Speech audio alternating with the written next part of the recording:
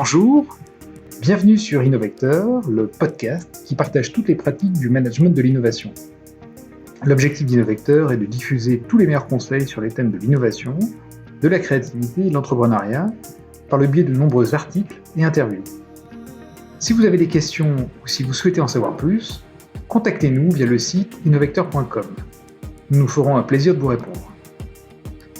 Si vous appréciez ce podcast, merci de le partager autour de vous. Très bonne écoute.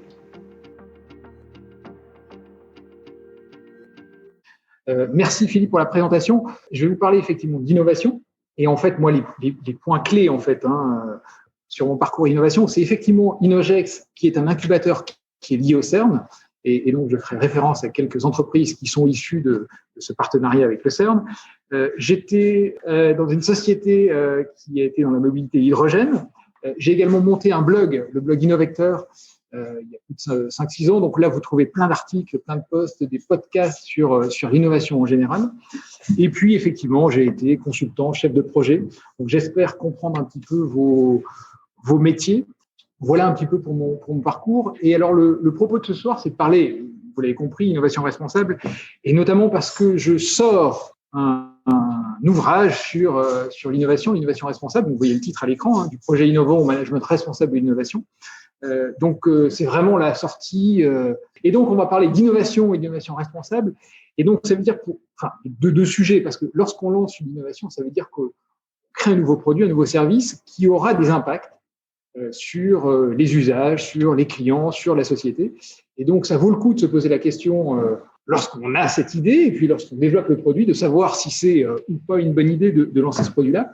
Et donc, cette notion de responsabilité, d'impact de l'entreprise. Et puis, les questions plus prioritaires sur lesquelles je vais essayer de focaliser un petit peu, c'est vous, en tant que chef de projet, business analyst, est-ce qu'on gère de la même façon un projet innovant qu'un projet classique? Alors, qu'est-ce qu'un projet classique? On pourrait y passer une soirée, mais quelles sont les spécificités de l'innovation? Et puis aussi, comment finalement traiter la gestion des impacts lorsqu'on est en entreprise. Donc, voilà pour la thématique. C'est une histoire vraie. C'est celle de Magellan, portugais, et qui un jour, alors imaginez-le, devant son roi, et puis qui lui dit, vous le savez, les épices d'Orient sont de plus en plus prisées en Europe, les prix s'envolent, un peu comme les crypto-monnaies. Alors, les commerçants arabes, certes, assurent le transit, mais à des prix de plus en plus exorbitants. Et moi, j'ai un nouveau projet, c'est d'aller chercher des épices en Orient, mais par un autre chemin. Donc, plutôt que de contourner l'Afrique, on va contourner l'Amérique. Parce que je connais un passage qui va nous permettre de gagner du temps. Donc ça, c'était le projet de Magellan. Et donc, il va partir en 1519 avec 5 bateaux. Et il va revenir, en tout cas, son expédition va revenir 3 ans plus tard, alors complètement disloqué avec un seul bateau. Mais il aura passé le fameux cap de Magellan. Et puis surtout, il va revenir avec des épices qui vont couvrir finalement l'ensemble des dépenses. Donc, je vais faire référence à ces éléments historiques parce qu'ils sont assez intéressants, parce qu'ils permettent de faire le lien avec l'innovation, puisque finalement, ce qu'a fait Magellan, c'est quelque chose qui n'avait jamais été fait auparavant. Il est vraiment parti à l'aventure, en plein dans l'exploration. Et puis, on peut se poser la question de savoir quels ont été les impacts d'un tel projet, finalement, à quoi ça a servi pour l'humanité ou pour l'histoire d'avoir franchi ce cap-là et d'avoir découvert des nouvelles contrées. Donc, j'utiliserai ce thème-là pour faire les liens avec notre sujet sur l'innovation responsable. Et j'ai, tout à fait personnellement, listé 3 sujets en fait qui sont assez classiques et qui sont typiques de l'innovation et des innovateurs. C'est lorsqu'on démarre un projet innovant, en fait, on n'a pas grand-chose comme information, pas grand-chose comme connaissance, et on a besoin d'augmenter ses leviers d'action. C'est-à-dire qu'on a besoin de se débrouiller pour finalement se donner des marges de manœuvre. Donc ça, c'est le premier point qu'on abordera. Et puis, les 2 autres, j'ai l'impression que les voit un petit peu moins, c'est lorsqu'on est vraiment dans l'incertitude, quelle stratégie avoir, quelle stratégie d'exploration avoir. Et donc, les personnes du CERN, un chercheur, c'est en fait un explorateur, puisqu'il avance dans l'inconnu. Donc, quelles sont les stratégies qu'on peut appliquer lorsqu'on est dans l'innovation? Et puis, le dernier point, c'est ce que j'ai dit, c'est la gestion des impacts. Essayer d'anticiper et puis de mesurer les conséquences réelles de l'innovation. Et donc, je le ferai, vous l'avez compris, en prenant voilà, un épisode de la vie de Magellan, en essayant ensuite d'avoir un élément théorique, lister quelques académiques qui ont travaillé sur le sujet, et puis un exemple un petit peu plus concret. Voilà pour le programme. Alors, pour cette première partie, donc augmenter les leviers d'action. Donc voilà, Fernand de Magellan, quelques points historiques. Donc, il est né vers 1480 dans une famille portugaise, plutôt de petite noblesse. Et en fait, il va s'engager dans la marine et il va y occuper en fait des postes tout à fait simples sur les bateaux. Par contre, toute cette expérience-là et tout ce temps-là passé sur les bateaux va lui donner en fait plein d'informations. Il va développer ses connaissances puisqu'il va aller plusieurs fois jusqu'en Indonésie et il va rencontrer des capitaines, des marins et également des géographes qui vont lui donner plein d'informations sur la connaissance du monde à ce moment-là, et notamment Falero, un géographe de renom, qui va lui livrer un secret. Et c'est ce fameux secret qu'il va exploiter et qui va lui permettre, ou en tout cas lui donner l'idée de lancer ce projet, d'aller donc jusqu'en Orient en passant par l'Amérique du Sud. Donc c'était ça le secret qu'il a cru comprendre ou qu'il a cru acquérir, c'est qu'au sud du Brésil, un passage permettait de passer directement dans l'océan Pacifique et d'arriver donc dans ces fameuses îles aux épices. Donc ça, c'est pour les points forts de Magellan, donc plutôt curieux, un homme de terrain qui acquiert des connaissances, qui réussit à se tisser d'amitié avec un certain nombre de personnes. Par contre, il n'est pas très à l'aise avec les relations diplomatiques, relations de réseau. Et donc, en fait, lorsqu'il va faire sa proposition à son roi, en fait, il va échouer lamentablement. Il va se faire rembarrer. Mais il a du rebond.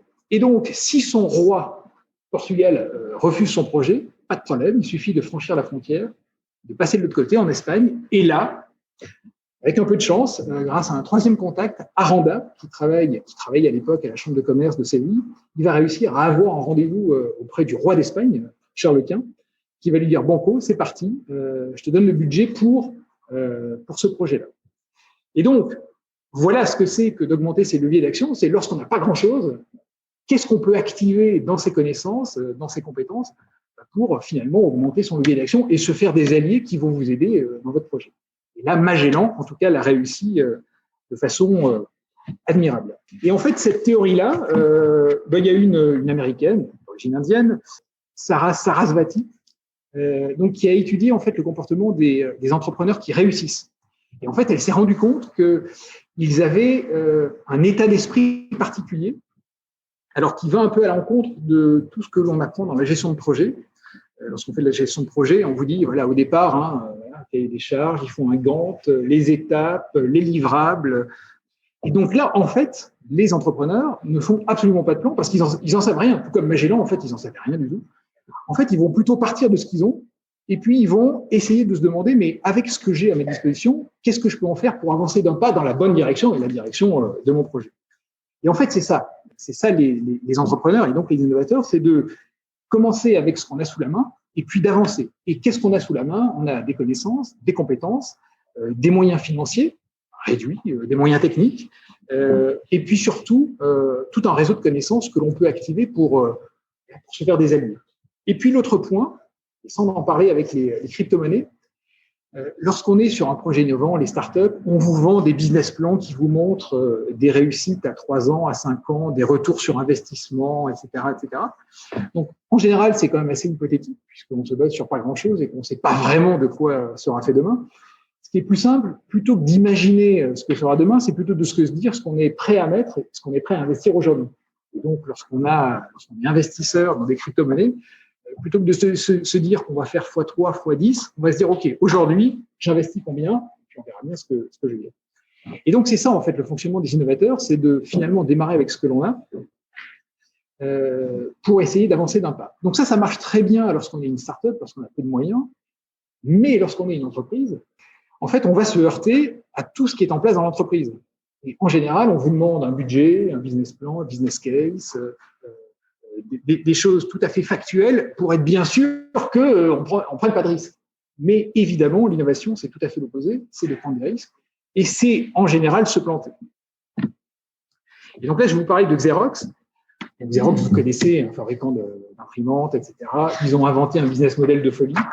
Ils ont réussi à faire, dans les années 70, mais gagner beaucoup d'argent parce qu'ils ont réussi à inventer un nouveau business model où ils mettaient en location leur photocopieur, en fait, et où les premières photocopies étaient gratuites. Donc, évidemment, les gens testaient, utilisaient, et puis finalement étaient liés à la marque, tellement qu'au bout d'un moment, il y a eu des procès pour monopole, en fait, abus de position dominante.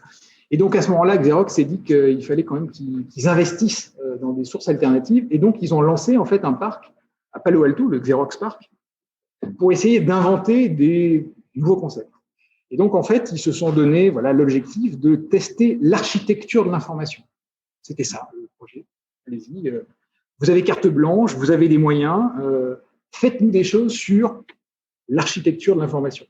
Et donc, ça a super marché. Ils ont inventé l'impression laser. Ils ont inventé, vous le voyez au milieu, alors c'est le Xerox Alto, en fait, c'est le premier ordinateur personnel. Il y avait même le réseau, donc vous voyez un clavier, une souris. Et puis, vous voyez à droite, le Dynabook, qui est finalement l'ancêtre de la tablette. Donc, ils ont vraiment bien réussi. C'est-à-dire, ils ont été de très bons inventeurs. Par contre, avec la maison mère, ça s'est un peu moins bien passé. Parce que, en fait, les gens qui vendaient des photocopieurs en costume cravate sur la côte Est ne comprenaient pas bien ce que les copains de la côte Ouest, en vélo, un peu cool, arrivant à 10h du matin, partant à 22h, inventant des trucs, se disent, mais à quoi ça sert tout ça? Nous, je ne sais pas si vous avez compris, mais nous, on vend des photocopieuses. Donc, vos trucs, c'est sûrement bien, mais qu'est-ce qu'on va en faire, nous? Et il y a eu des conflits pas possibles. Ça s'est terminé parce qu'ils ont notamment fait venir des journalistes, où ils ont fait des photos de mode, etc. Bref, c'était la contre-culture totale. Donc, ça a fini par exploser entre les deux parties de l'entreprise, les innovateurs et puis les gens qui assuraient le salaire de tout le monde, quand même. Mais il y a eu un petit malin qui, à ce moment-là, est passé. Vous imaginez. Il a passé 10 minutes sur le parc, Steve Jobs.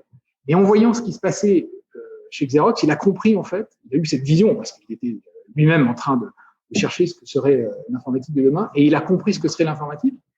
Simplement, lui, il l'a transformé en produits qui se sont vendus, donc il l'a transformé en innovation. Donc, vous voyez évidemment le Macintosh, vous voyez la tablette.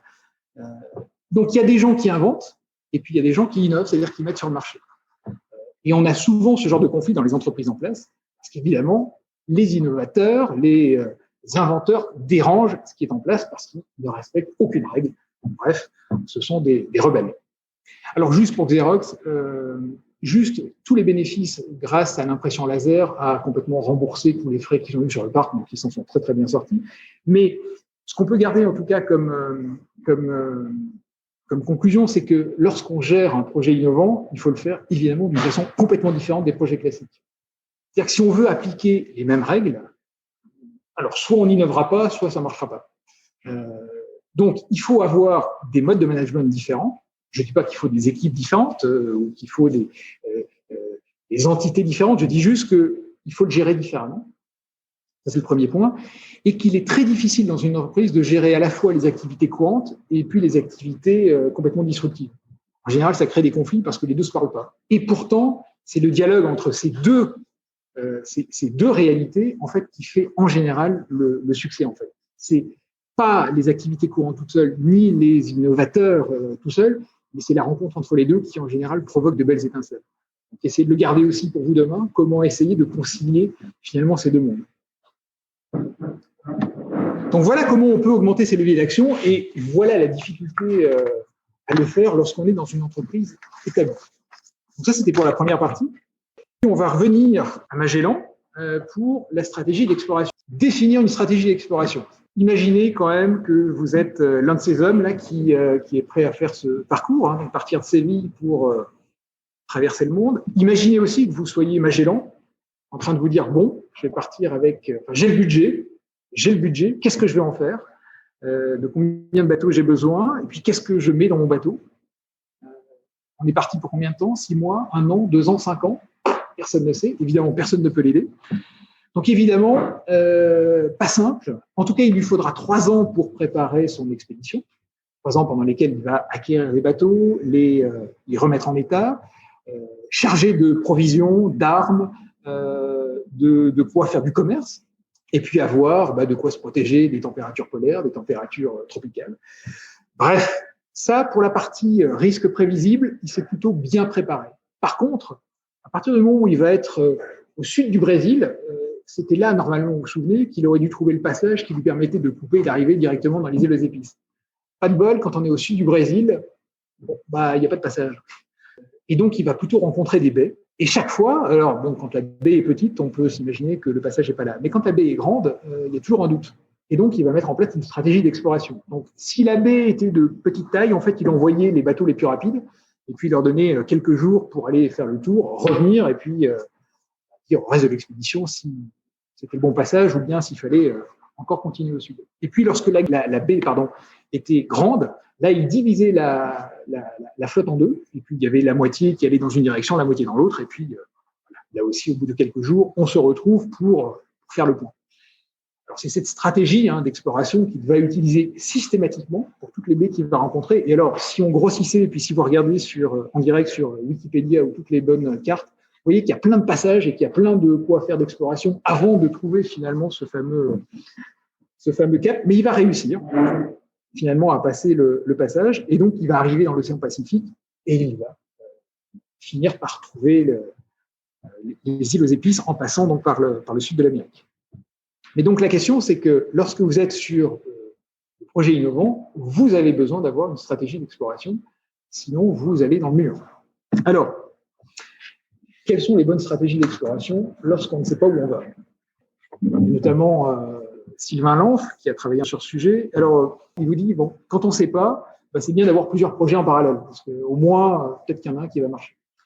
Et effectivement, c'est un petit peu ça. Lorsque le projet est incertain parce qu'on manque d'informations, donc là, on lance des études, on fait une étude de marché, on fait une étude de faisabilité technique, on fait des tests avec des fournisseurs, et puis on avance progressivement et on acquiert l'expérience. Donc ça fonctionne plutôt bien lorsqu'on est sûr qu'il suffira d'avoir des informations complémentaires pour avancer. Et c'est ce que font les startups, parce qu'en fait, les startups n'ont pas d'autre moyen que de choisir une voie, d'avancer avec les quelques moyens qu'elles ont, et puis de voir si ça débouche sur quelque chose, s'il faut pivoter ou si on continue dans la bonne voie. Lorsqu'on est une entreprise avec plus de moyens ou lorsqu'on est pressé par le temps, la stratégie, c'est qu'en fait, il y a eu des développements parallèles, en fait. Parce que lorsque c'est trop complexe, parce que acquérir des informations ne vous permet pas de comprendre, ce qu'il faut, c'est lancer plusieurs pistes, toutes différentes les unes des autres, puis de voir ce que ça donne, combinant éventuellement des informations apprises sur un projet ou sur l'autre, pour essayer de trouver la meilleure voie, en tout cas. Et ça marche si on a des moyens importants, puisqu'il va falloir mettre plusieurs équipes en parallèle sur plusieurs projets, donc avoir des compétences et puis des moyens financiers pour financer ces gens, et puis être capable de gérer aussi la compétition entre les équipes, parce que, évidemment, si vous avez 5, 6 ou 10 équipes au sein de la même entreprise qui travaillent sur le même projet, ça peut créer quelques frictions. Mais, en général, de travailler en parallèle, c'est le meilleur moyen pour arriver rapidement au résultat. Par contre, évidemment, c'est consommateur en moyen. Et donc, pour l'avoir vécu, c'est ça, on teste avec, par exemple, 2 fournisseurs qui ont des technologies différentes, qui sont éventuellement dans 2 pays différents, pour voir, j'ai besoin de développer tel produit, quel est celui qui s'en tire le mieux, ou plutôt, qu'est-ce que le travail avec ce fournisseur-là et cet autre fournisseur me permettent d'apprendre, et puis du coup, en combinant finalement ces 2 expériences, qu'est-ce que j'en tire comme conclusion générale. Donc c'est ça l'intérêt de travailler en parallèle, c'est qu'on va pouvoir apprendre des choses différentes, parce qu'on sera dans des milieux complètement hétérogènes les uns les autres. Et donc, lorsqu'on est dans des vrais projets innovants, ça vaut le coup de lancer des projets parallèles et de les pousser suffisamment longtemps pour apprendre. Parce que si vous arrêtez trop tôt, alors peut-être que vous aurez économisé un petit peu d'argent, mais peut-être que vous n'aurez pas appris. Parce que peut-être que les difficultés ou au contraire les bonnes pistes, les pépites, vous ne serez pas allé jusqu'au bout des apprentissages. Et donc parfois, ça vaut le coup de prolonger les tests, même si vous savez qu'on va dans le mur. C'est toujours difficile d'être sûr qu'on va dans le mur, mais de le faire simplement pour acquérir des apprentissages. Donc une bonne stratégie d'exploration, c'est d'essayer au maximum d'avoir des voies alternatives. Alors, pas trop parce qu'on s'y perd. Le nombre magique, c'est 3. Voilà. Au-delà de ça, on a du mal à tout gérer. Et puis, de les pousser suffisamment longtemps pour en acquérir le maximum de bénéfices, même si on sait que ce n'est pas ce projet-là qui va nous sortir la solution magique. peut-être qu'on va apprendre des choses que l'on réutilisera sur ce projet ou sur un autre projet. Et en pratique, 2 exemples qui sont issus d'Innogex, donc cet incubateur qui est lié au CERN, donc PlanetWatch. Donc PlanetWatch, c'est l'exemple parfait pour correspondre à ce que je viens de vous raconter, qui montre en fait comment la réexploitation de projets précédents permet d'aboutir à une innovation, permet en tout cas d'aboutir à un succès. En fait, PlanetWatch, donc c'est un projet qui vise à installer des capteurs de mesure de la qualité de l'air, soit à l'extérieur, soit à l'intérieur, soit des capteurs fixes, soit des capteurs mobiles, par exemple sur des petits vélos ou bien des objets en déplacement. Et donc, ça vous permet d'avoir des points de mesure de la qualité de l'air. Bien sûr, une petite blockchain, histoire de consolider toutes ces informations-là. C'est pour ça que je posais la question tout à l'heure d'Algorand, puisque c'est la blockchain qui est utilisée pour ce protocole-là. Et donc, qui va permettre d'avoir et d'acquérir des informations. Mais ce projet-là, PlanetWatch, qui existe aujourd'hui, en fait, il est le fruit de toute l'expérience du fondateur. Donc, Claudio Parinello a commencé en fait son histoire d'entrepreneur. Il était actionnaire de Terabi. Terabi, c'est une entreprise là aussi issue du CERN et qui développe des capteurs. Alors aujourd'hui, il développe des capteurs de distance, des capteurs de température, donc qui se sont il n'y a pas très longtemps pivotés pour évidemment faire face et apporter des solutions face au Covid. Mais leur but, c'est plutôt, lorsqu'ils étaient dans les tunnels du CERN, d'essayer de pouvoir lancer des drones dans les tunnels capables d'éviter les obstacles, d'avoir des capteurs de distance qui soient suffisamment rapides, légers, pour être capables d'évoluer malgré tous les obstacles qu'on peut trouver dans les infrastructures du CERN. Donc Claudio a travaillé, il était actionnaire de Terabi, donc il a acquis des connaissances dans le monde des capteurs. Son entreprise précédente, c'était au CERN, et il a beaucoup travaillé sur tout ce qui est gestion des données, data intelligence. Donc c'est là qu'il a acquis cette connaissance qui va lui servir aujourd'hui pour capter ces données et puis faire parler ces données. Et puis, avant de lancer PlanetWatch, il a lancé lui aussi sa propre blockchain, c'était Unico, une entreprise qui était dans ce domaine-là. Alors, pour son entreprise PlanetWatch, il a complètement mis de côté Unico qu'il avait développé parce que ça marchait mal ou pas suffisamment bien. Mais c'est grâce à cette expérience et à cet échec qu'il a décidé de travailler avec Algorand. Et donc, aujourd'hui, PlanetWatch, finalement, c'est le fruit d'au moins 3 expériences précédentes, plus ou moins réussies, mais qui se sont combinées et qui donnent aujourd'hui une innovation. Et donc, PlanetWatch, c'est bien la preuve que avant d'arriver à une innovation ou un résultat, il faut avoir fait des tests. Et puis, à un moment, il pourrait y avoir une combinaison qui sera fructueuse. Donc, dans vos entreprises, conservez bien toutes les informations issues de toutes les expériences qui sont lancées.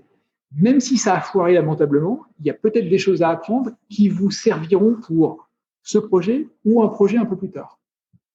Toute la question, c'est comment conserver ces informations, quelles sont les informations à conserver, comment garder un peu de mémoire pour pouvoir réutiliser ces informations par la suite. Pour Picotech, qui là aussi est issu du CERN, donc là, c'est 2 vrais chercheurs du CERN qui ont travaillé pendant des années à développer des capteurs qui permettent de capter des signaux, et ils se sont dit que tout ce savoir-là, ils allaient l'utiliser pour développer en fait un scanner de détection précoce du cancer. Et évidemment, entre passer des salles blanches du CERN à un dispositif qui doit être validé par toutes les autorités médicales, il y a quand même quelques difficultés, quelques challenges. Je vous prends Picotech plus pour vous montrer en fait comment on peut développer une innovation. Alors, pas tant grâce aux innovations précédentes, mais plutôt en travaillant en collaboration avec d'autres acteurs. Donc, ces 2 chercheurs, première chose, pour essayer en tout cas de développer leur innovation, sont sortis du CERN. Donc, ils sont venus dans l'incubateur Innogex, qui sont extraits du monde de la recherche pour plutôt se rapprocher d'entrepreneurs, avoir des informations qui viennent du monde de l'entreprise. Et puis, grâce à leur réseau, je reviens au point précédent sur l'effectuation, ils ont réussi à trouver un professeur des HUG qui est tout à fait disposé à utiliser et à tester leur scanner. Mais donc, c'est évidemment grâce à ce contact avec un professeur réel qui utilise ce type de dispositif que le projet se développe. Et donc, évidemment, pour des chercheurs, c'est absolument important d'avoir des utilisateurs sous la main qui va leur donner des informations tout à fait précieuses. Et c'est aussi grâce à ce chercheur, ils ont pu se mettre en relation avec une entreprise belge qui là développe en fait un microtraceur. Là, est-ce que j'ai le terme ? Un radiotraceur, pardon. C'est l'espèce de liquide qu'on ingère qui est radioactif et qui permet de voir s'il y a des éventuelles cellules cancéreuses. Évidemment, ce radiotraceur, c'est en soi une technologie qu'eux n'avaient pas développée. Et c'est grâce à l'alliance d'une entreprise privée, d'une start-up, de cet industriel belge, DHUG, qu'ils ont réussi à décrocher donc un financement européen de 2,5 millions d'euros qui leur permettent aujourd'hui de développer leur technologie. Donc, comment développer une innovation? Donc, soit on se base sur son passé, sur son héritage, et puis on réussit à faire fusionner tout ça et à développer un nouveau produit, ou alors on fait confiance à son réseau, on travaille avec les bons, et puis avec un peu de magie et un peu de chance, on arrive à décrocher des financements pour développer son innovation. Donc, ce qui est important, c'est effectivement de développer son cercle d'alliés, son cercle de partenaires, pour aller plus loin dans le développement de sa solution. Voilà comment définir une stratégie d'exploration et comment la mettre en place. Troisième partie. Enfin, l'impact de l'innovation, parce que pour l'instant, je vous ai parlé d'innovation, mais pas vraiment d'innovation responsable. Ça arrive. Et donc, toujours, on va retrouver notre ami Magellan. Donc, vous vous souvenez, la dernière fois qu'on l'a quitté, il avait passé, voilà, il était dans le Pacifique, en direction des îles aux épices. Alors, la seule erreur qu'il ait faite va lui coûter la vie, puisque jusque-là, en fait, il n'y avait eu quasi aucun combat avec toutes les populations rencontrées le long du périple, sauf là.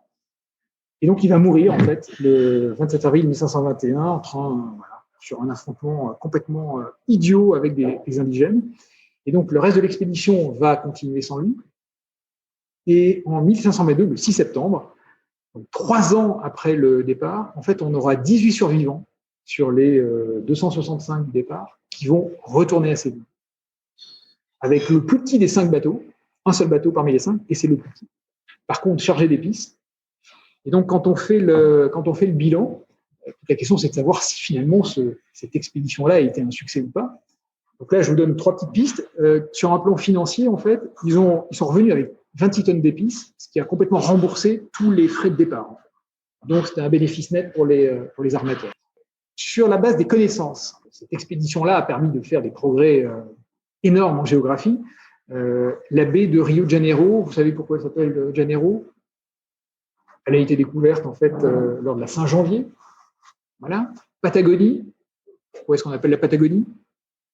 Patagonie, c'est les grands pieds. C'est simplement parce qu'ils ont rencontré des hommes de grande taille. Donc voilà, Patagonie. Et puis l'océan Pacifique, eh ben, c'est parce qu'ils sont restés des mois et des mois sans vent, d'où une mer très calme, ce qui a provoqué d'ailleurs la mort de grande partie de l'équipage, puisqu'ils étaient sans nourriture pendant de nombreux mois. Donc en termes de géographie, il y a eu un développement fort. Et puis, on va dire sur l'histoire, sur l'impact que ça a eu, premièrement, ça a prouvé que la Terre était ronde, puisque en allant dans la même direction, on finit par revenir au point de départ. Donc ça, c'était une preuve formelle qui avait été théoriquement démontrée, mais là, on a des personnes réelles qui ont réellement fait le tour de la Terre. Ça a aussi sensibilisé toute la communauté scientifique à la notion de décalage horaire, puisque lorsqu'ils sont arrivés à Séville, entre le carnet de bord qui était tenu sur le bateau et puis la date réelle à Séville, il y avait un jour de décalage. Donc voilà en tout cas ce que finalement cette expédition laisse à l'histoire. Et donc quand on parle d'impact d'une innovation, c'est aussi se projeter avec un peu de recul. Il y a certes les bénéfices financiers, mais il y a tout le reste. Notamment ce qu'on va laisser à l'humanité. Et donc c'est notamment ces 3 points qu'on peut utiliser lorsqu'on aborde une innovation. Et donc, Xavier Pavie, alors, il a eu un passé de marketeur, il est aujourd'hui philosophe, et en tout cas, lui propose finalement 3 moments pour se poser la question, en fait, de l'impact potentiel ou réel d'une innovation. C'est au moment même où on lance l'innovation, en fait, lorsqu'on a l'idée. Est-ce que ça vaut le coup de le faire? On peut avoir une très bonne idée, mais on peut déjà anticiper des effets tout à fait néfastes, négatifs. Pose la question de savoir s'il faut y aller. Ensuite, lorsqu'on développe son innovation, il y a plein de choix techniques qu'on peut faire. On peut choisir tel et tel blockchain, on peut choisir tel et tel matériau, on peut choisir de développer, de fabriquer dans tel et tel pays. Bref, il y a plein de questions qui vont se poser pendant le développement de l'innovation. Et donc, c'est aussi à ce moment-là qu'on peut faire des choix importants pour la suite. Il y a notamment un outil qui est utilisé dans les entreprises, c'est tout ce qui est analyse du cycle de vie, où on essaye d'anticiper en fait les impacts d'un produit sur notamment consommation d'eau, rejet de CO2, de matières nuisibles, etc., etc. Et puis ensuite, c'est une fois que l'innovation est diffusée, parce que malgré tout ce qu'on a pu essayer d'anticiper, de toute façon, ce sont les utilisateurs qui vont utiliser le produit et qui vont normalement détourner le produit de son utilisation initiale. Donc, du coup, qu'est-ce qu'on fait en tant qu'entreprise responsable? Comment est-ce qu'on essaye à minima de surveiller ou de piloter ou d'influencer, ou en tout cas de comprendre ce qui se passe sur le produit qu'on a développé? Et donc, évidemment, la notion d'innovation responsable, c'est d'avoir ces questionnements-là tout au long du process de conception, puisque finalement, vous êtes à l'origine de l'arrivée et de l'émergence de ce produit-là, donc vous avez cette responsabilité-là. Alors, quand on parle d'impact, on parle d'un changement. Alors, c'est un changement qui est intentionnel ou non. Vous pouvez l'avoir décidé, mais il peut arriver de façon complètement impromptue. Il peut être immédiat ou il peut être différé dans le temps.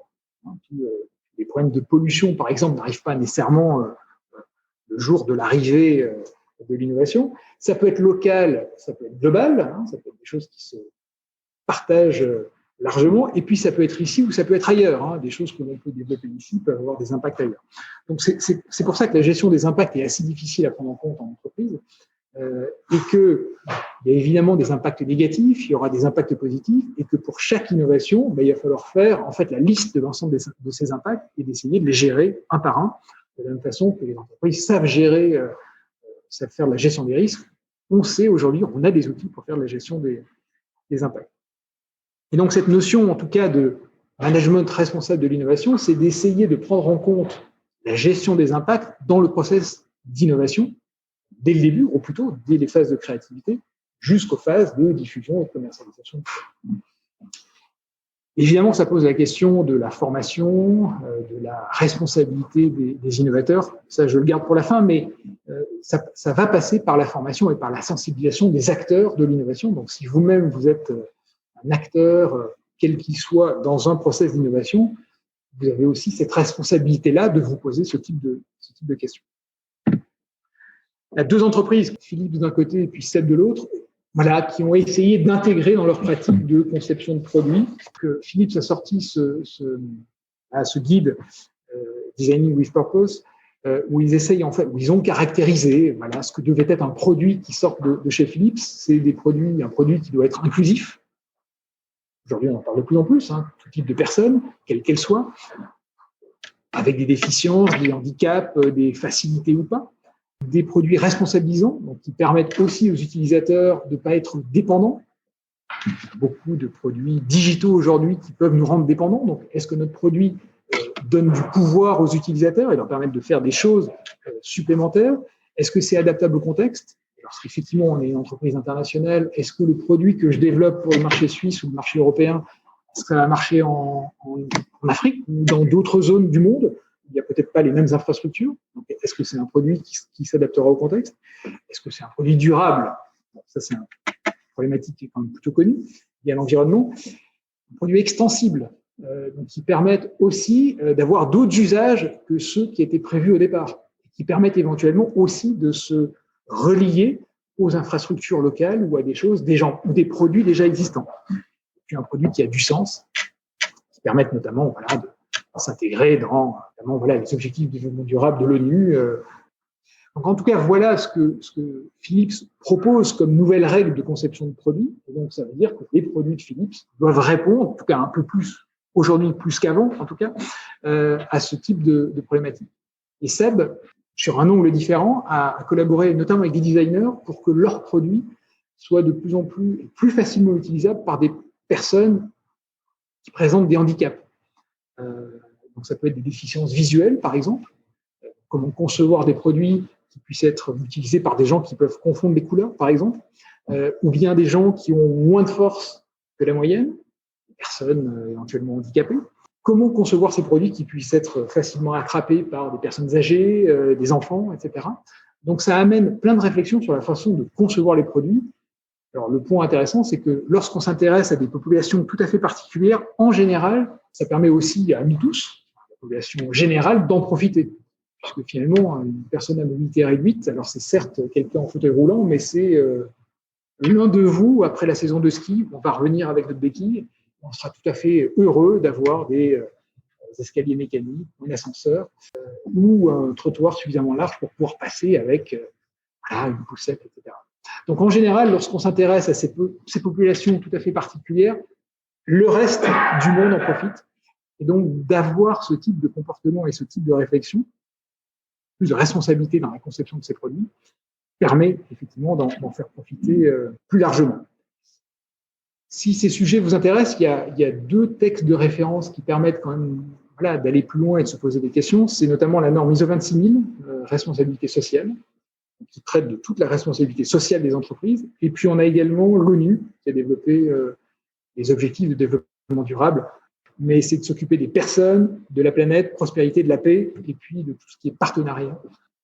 Juste en termes de conclusion, ce qui m'a permis en fait de récolter ces phrases et ces pépites, c'est Stefan Zweig, qui a donc écrit Magellan. Je vous le conseille. C'est un petit bouquin de poche, ça se lit en une soirée, une grosse soirée, donc c'est parfait. Vous allez vivre une belle aventure historique et puis vous allez retrouver tous mes messages sur l'innovation responsable. Donc voilà, juste pour vous rappeler, faire de l'innovation, il faut avoir un esprit particulier, qui est l'esprit de l'effectuation, d'utiliser ce qu'on a sous la main et puis d'avancer sans faire trop de plans et passer trop de temps sur un Gantt. Ensuite, d'avoir une stratégie d'exploration. La meilleure stratégie d'exploration, c'est d'avoir plusieurs projets en parallèle, parce qu'on ne sait pas laquelle va fonctionner. Et puis ensuite, la notion d'impact, de responsabilité, donc d'essayer de se poser des questions dès le début, pendant la conception de l'innovation, et puis par la suite, une fois que l'innovation s'est répandue, de voir un petit peu quels sont les impacts sur la société. Voilà, ce que je vous propose, en fait, c'est de prendre quelques questions. Merci beaucoup. Une avant-première que Frédéric nous fait, c'est effectivement de nous présenter son bouquin qui va sortir officiellement dans quelques jours. Et on est très fiers au niveau de Swiss Consulting Association d'avoir cette primeur. Il y a 2 questions, on commence par notre invité. Donc la question, c'est finalement comment mesurer les impacts d'une innovation en fait. C'est-à-dire que c'est bien beau de vouloir le faire ou de se dire que c'est important de le faire.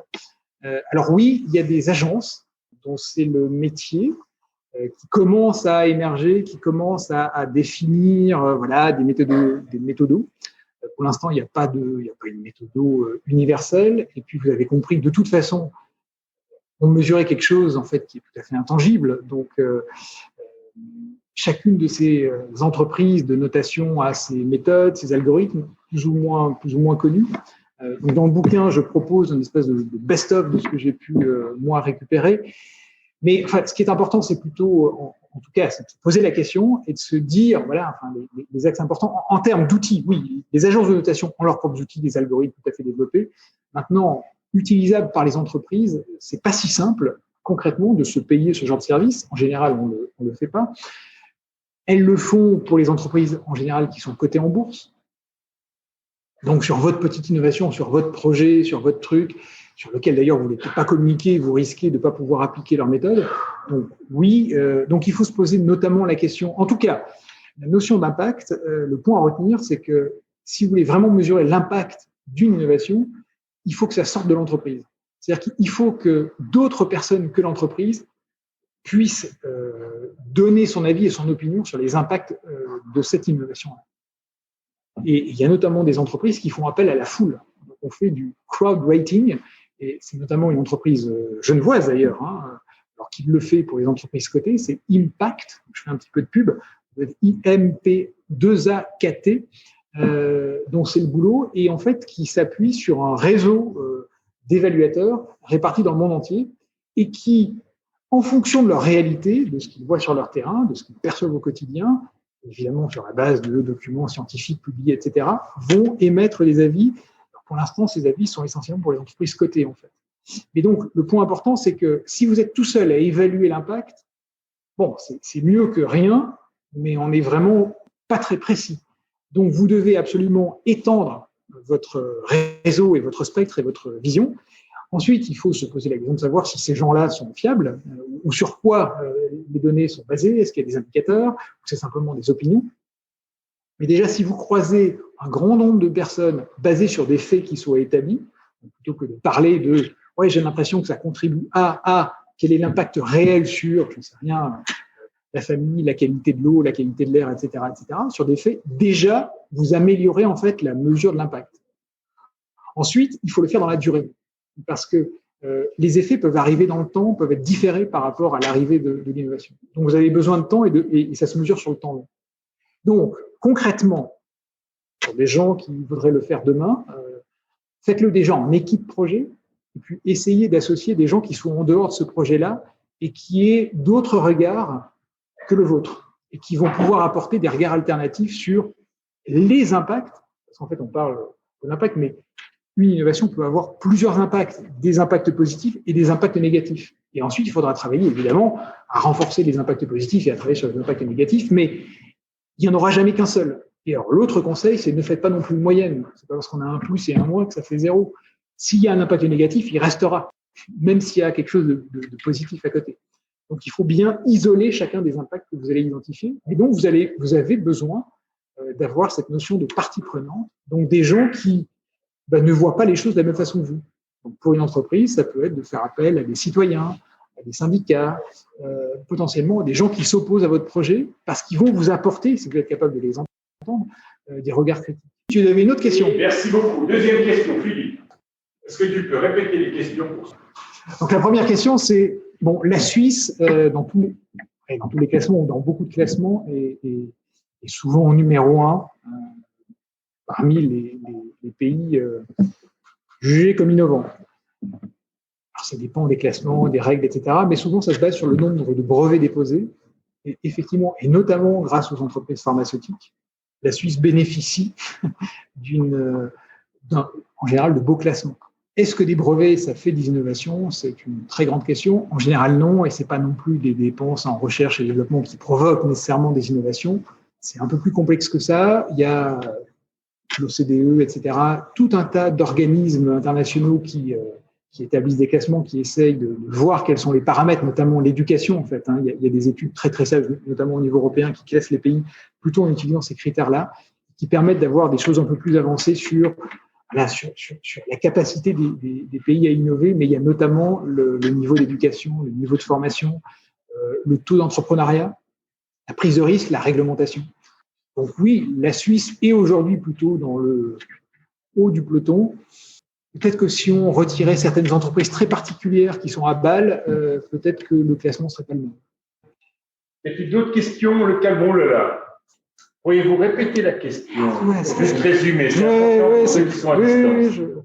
Alors, je vais essayer de poser. Oui, alors, on a une question tout à fait intéressante sur les critères potentiels, que l'on peut éventuellement utiliser pour mesurer l'impact d'une innovation, et notamment ceux du commerce équitable. Oui, c'est ça. Ça peut être une référence. Donc, ils peuvent être une référence. Alors, c'est effectivement pas la référence que je mets en avant. En réalité, c'est un sujet qui est ouvert. Donc, je pense qu'on n'a pas encore trouvé, en fait, les critères pour parler et pour mesurer d'une façon sûre l'innovation responsable. Moi, je me suis plutôt basé sur ce que faisaient ces agences de notation spécialisées dans l'impact et sur la norme ISO 26000 qui est plutôt sur la responsabilité sociale des entreprises. Mais j'aurais pu effectivement y ajouter. Ce sera pour la version 2, merci. C'est bien, on travaille sur la version 2 dès tout à l'heure. Voilà. Merci beaucoup. Y a-t-il d'autres questions ici, puis après on passera à ceux qui sont à distance. Alors, une question piège, évidemment.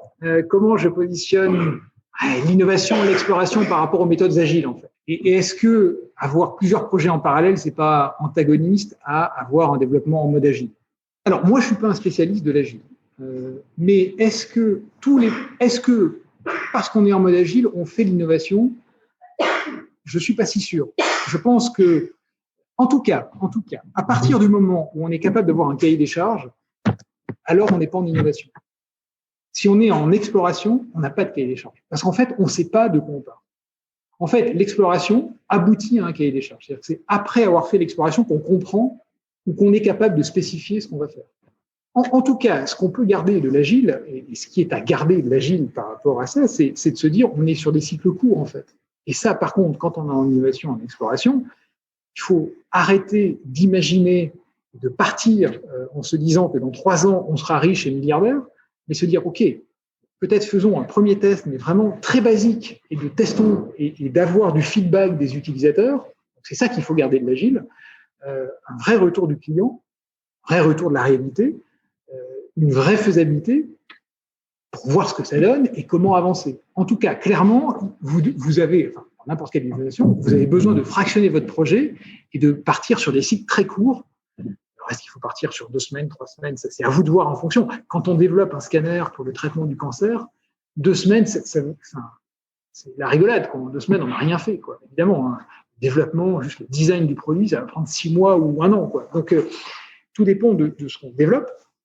Mais il n'empêche que d'avoir des séquences courtes, et on en revient à la première partie sur l'effectuation, c'est de se dire combien j'investis, enfin, qu'est-ce que je suis prêt à perdre, en fait. Donc finalement, pour cette étape-là, on part pour combien de temps et on met combien d'argent dessus. Et puis on fera le bilan de là où on est arrivé à la fin de la période. Donc je pense que dans l'agile, il faut garder ça et d'avoir des développements en parallèle. Ouais, c'est utile quand vraiment on ne sait pas où on va, en fait.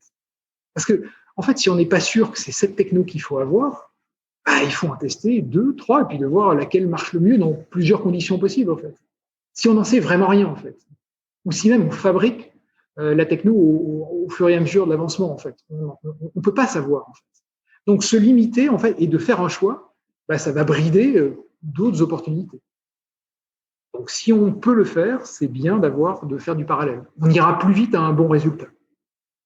Très bien. Y a-t-il d'autres questions ici? Sinon, on donne la parole effectivement à ceux qui sont rivaux. Alors, la question, c'est est-ce que l'utilisateur, c'est oui, un moteur ou un frein à l'innovation? Bon, vous avez raison. Alors, qui nous a dit ça? C'est Ford. Que si on avait demandé aux utilisateurs ce qu'ils voulaient, ce serait des chevaux plus rapides, mais pas une voiture. Alors, il y a 2 choses. En tout cas, d'avoir quand même un lien. Alors, l'utilisateur, en plus, quand on est dans l'innovation, en général, on se plante sur l'utilisateur parce que celui qui va l'utiliser, c'est pas celui qu'on a ciblé, qui va l'utiliser, c'est pas celui qu'on a ciblé au départ. Mais il n'empêche que quand on dit utilisateur, à minima, on dit un pied dans la réalité et pied, en tout cas, avec des gens autres que ceux qui développent et qui restent dans l'équipe projet. Donc, quand même, de sortir de chez soi et d'aller en parler à des gens, même si c'est pas les bons. De toute façon, si c'est de l'innovation, on ne sait pas encore qui seront les bons. Mais par contre, en proposant un produit ou un bout de produit ou un bout de machin, ça permet qu'éventuellement des gens s'y intéressent et ça peut permettre de trouver des usages. Donc, on peut démarrer avec les utilisateurs, parce que ça ressemble à quelque chose, des utilisateurs, et puis les usages émergeront de ce que des personnes en feront. Donc, moi, quand même, j'utiliserai les utilisateurs pour ça, pas comme une parole sacrée ou de validation, etc. Parce que lorsqu'on est en exploration, en fait, on ne les connaît pas encore et on ne connaît pas non plus les usages. Mais par contre, il faut les provoquer en donnant de la matière et des moyens qui permettent à ces personnes-là d'interagir avec. Donc ça, c'est sur les utilisateurs. Maintenant, sur l'impact, en fait, je ne sais pas si j'ai utilisé le terme, mais il faudrait parler de parties prenantes. En fait, il faut des utilisateurs, mais c'est qu'une des parties prenantes. Il faut des non-utilisateurs. Il faut des opposants à l'innovation qui va arriver. Il faut des syndicats, il faut des politiques. Enfin bref, il faut avoir tout le spectre des personnes qui vont graviter autour pour essayer d'avoir un avis le plus large possible sur les impacts de l'innovation. Voilà. Donc, il est temps de donner la parole à ceux qui sont à distance. Oui. Merci beaucoup déjà pour cette belle présentation. Elle était extrêmement illustrative et compréhensible. En fait, je souhaite savoir comment on peut savoir jusqu'où il faut persister dans un projet, dans les différentes alternatives. Vous avez parlé de budget. Bon, je pense normalement, il y a un budget qui nous limite probablement. Mais quand même, où est-ce qu'on peut aussi, juste hors budget, ressentir quand j'ai ces choses perdues, quand il faut changer de voie? Bon, alors, il n'y a évidemment pas de réponse. Ça dépend de contexte. Mais en tout cas, de se dire, avant même de démarrer, combien de temps on se donne et combien d'argent on est prêt à mettre pour faire le point, c'est un minimum. C'est comme quand on part au casino ou qu'on va investir dans des crypto-monnaies. C'est mieux de se le dire avant plutôt que de rajouter du cash au fur et à mesure où les choses avancent. Donc voilà, ce soir, on se donne 3 mois, 1000 de budget Et puis, on verra bien à ce moment-là ce qu'on a appris. Et on verra à ce moment-là si ce que l'on a appris vaut le coup que l'on continue ou alors, au contraire, il faut changer de voie, en fait. Donc, je le prendrai plutôt comme ça. C'est plutôt au départ qu'il faut se fixer des critères. Et une fois que la butée est atteinte, on fait le bilan et on essaye de comprendre ce qui a été appris pour savoir si on remet au pot pour la prochaine étape. Mais en fait, il n'y a évidemment pas de bonne... voilà, ça dépend évidemment du budget, ça dépend de tout un tas de choses. Et là aussi, on a des équipes projets qui vont devoir discuter, en parler à des sponsors et voir si on continue ou pas dans cette voie-là. En tout cas, les études, et notamment il y a eu une étude qui a été faite sur Nokia, qui montre que souvent, si on arrête trop tôt les projets, alors certes, on économise du cash et du temps, etc., mais on n'obtient pas les apprentissages qu'on aurait eus si on avait continué, en fait. Donc, parfois, on peut continuer un projet, pas tant pour le résultat, c'est-à-dire qu'on sait que ça va foirer, et que c'est pas ce projet-là qui va sortir le produit magique. Par contre, on peut continuer parce que ça développe soit un esprit d'équipe, soit des compétences nouvelles, soit des relations avec un fournisseur qu'on pourra réutiliser par la suite.